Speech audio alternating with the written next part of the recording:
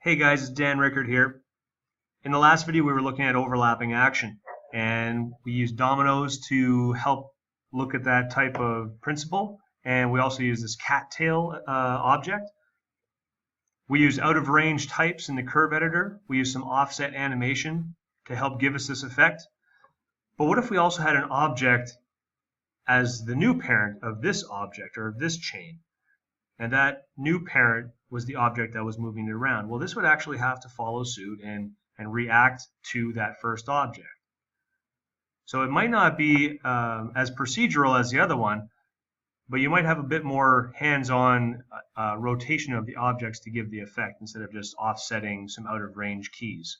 So let's take a look at what I'm talking about. We'll keep this around just for some reference. I'm going to hide it for now. Okay, so right click, hide selection. I want to make a box.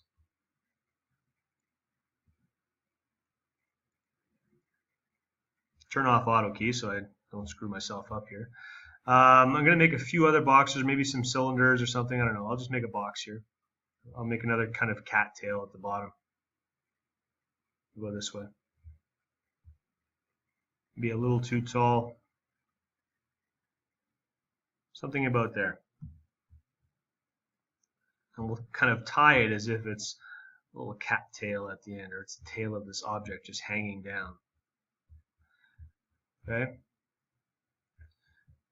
going to copy a few more.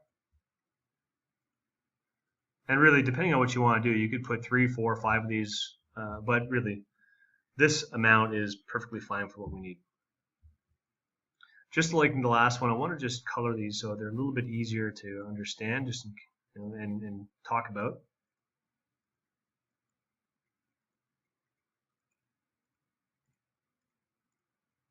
And sure, we'll make this guy that color. There we go. So we've got this object at the top. This is going to be our new parent. Okay, so select and link. We need to select this object and parent it to that one. And then select and link. Select and link. So every time I do this, I click and drag the object to the next. If I select this object and move it, it moves the entire chain. If I select this one, it moves the entire chain below it, and so on. Okay, same as rotation. If I double click on this one, it selects the entire hierarchy as well. Okay, if you want a quick look at your hierarchy, you can go over to the schematic view, kind of see what's happening. We've got one object here, that's the hidden object. Then we've got box 4 here. If we want to rename that, we can call it head. And we can name this tail 1, and then tail 2, tail 3. Okay, and you can now maybe get a better idea of what's happening here. Hierarchy, this is the top, these are the children. That's a simple hierarchy. Okay, next. We need something for this to collide to, so maybe I'll make another box. Maybe it's a little bit bigger. Kind of just sitting around. There we go. That's a big box. We can call that big box. There we are. Okay, animation, auto key. Whenever you're starting off with a character, always try to start off with the root and build outwards. So if it's a character like a biped type of character that has arms and legs, always work off of the pelvis or the at least most of the torso first. Get all of your pelvis and torso out of the way, smoothed out, everything else, all of your motion working, and then work outward. So getting from your hips and going down through your knees and then your feet, and going from your shoulders to your elbows and your hands and so on. So you're always going, or radiating outwards from the center. The same as this, right? So we want to get the animation working properly on the top, and then radiating outwards, and working our way through it. Just for now, let's take this default in and out, and we're going to put that on auto, which is I think at the bottom here. We'll move our timeline to 0. I think we're going to be, our time slider to 0. I think our timeline at 30 is going to be perfectly fine for this. And if we set a key, we'll select the head and hit K. So we've set keys on all of the values for it. And then let's say at about keyframe 10, we'll just have it knock into the side of it. Now let's press play and see what that looks like. Okay. Kind of a boring animation.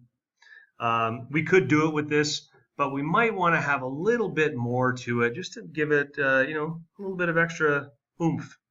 So let's work a little bit on anticipation. Obviously one of the other principles and something that we've been talking about in other videos. So there's zero anticipation at this point. It simply starts and moves and then stops. So there's zero anticipation. There's also zero follow through as it ends. But a lot of our follow through is going to happen with the tail. So overlapping and follow through, kind of the same thing.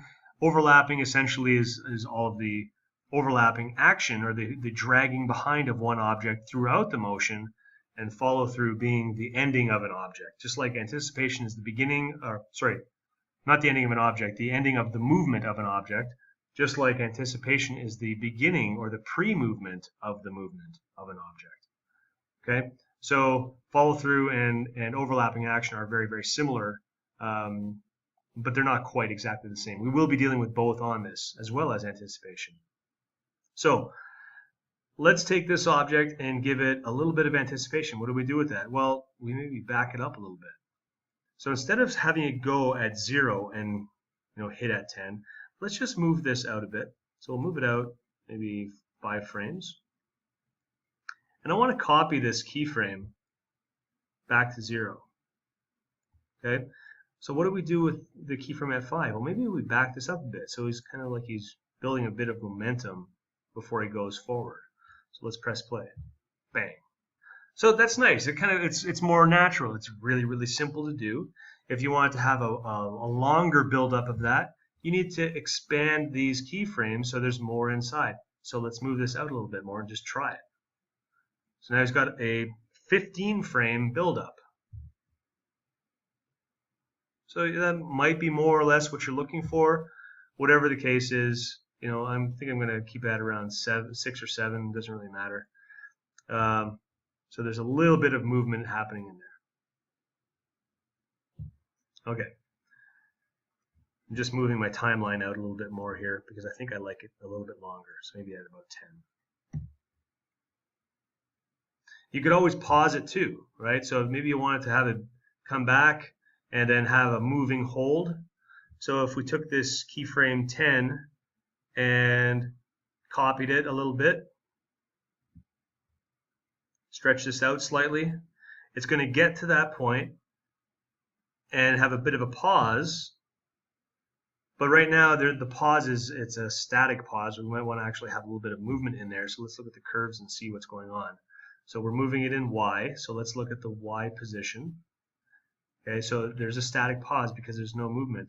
Well, if we did something like this, we actually will have a little bit of movement in there, and that's essentially a moving hold. Okay, so we can see what that looks like now.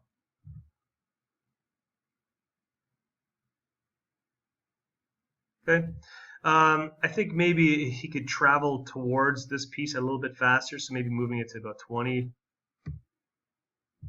Maybe we could try it even faster. Let's say it's 16 and see what that looks like. So he's really jamming hard on it. So I think maybe about 18. So there we go. Okay, so we've got this base motion happening now. What do we do with the tail? We're going to block it in, essentially. So while we're blocking this in, you always have to think about drag and how this object at the top is going to have the other ones reacting to it. So this overlapping movement. So as it moves back a little bit, these ones, if they're going to stay somewhat flexible and loose, need to drag behind it slightly. Okay, so if we double click on those, we could maybe give it a slight rotation. What you don't want is having having the green one overshoot where the original position was. So if you notice, it's actually overshooting where it was before. So obviously not a good thing to do. So we're going to undo that. And let's say right about at keyframe 10, we just go about 5 degrees. Okay, so it really is sticking quite close to where it was before, so the drag on there is quite strong. And that's okay for now. We can always adjust that afterwards.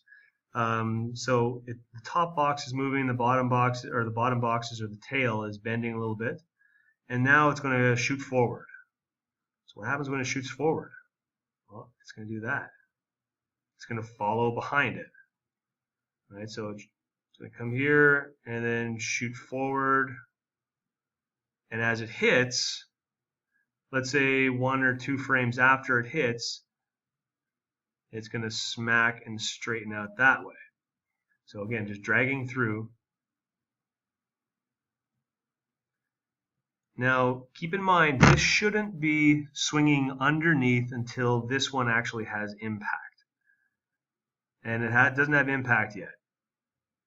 Okay, so we need to move all of these over a little bit more.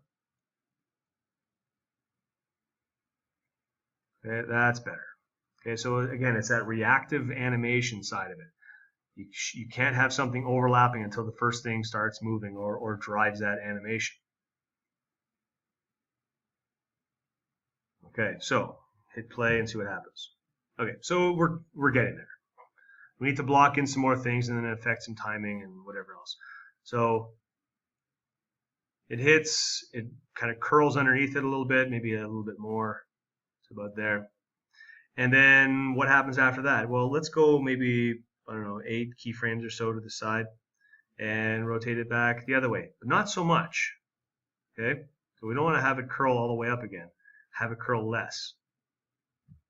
And then we'll go another about the same, roughly the same duration, and bring it back the other side. Again, not as much. We'll go forward a few more keyframes, not as much, and so on until we can get down to a stop, and then we can start looking at the timing. Now that's a straight one, okay? But what I want to do is just copy that last straight one to about there, and this one I'm going to take angle snap off, just rotate it a little bit to the side, something like that, something that's less than 5 degrees. That's what I've been using the interval at. Okay, so let's quickly see what it looks like. It's probably going to look like garbage, but we'll see. Okay, so you know what? It doesn't look too bad. We have to look for the overlapping action. We have to, and we're also looking for follow through. So the follow through on this is the settling motion. Okay, so this coming to rest type of motion, but the overlapping action is the initial tail swinging through and the reacting to of the tail to the object. Okay, now I find there's a bit too much hold or pause here, so I might just try pulling that back a little bit. I think that's a bit better.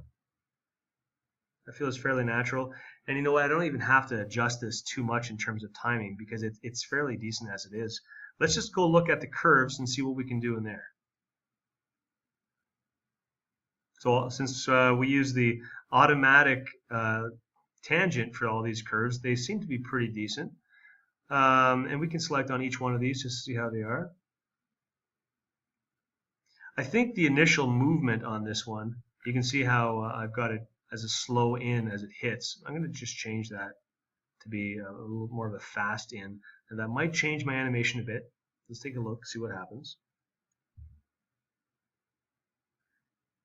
Definitely feels a little bit faster at the end.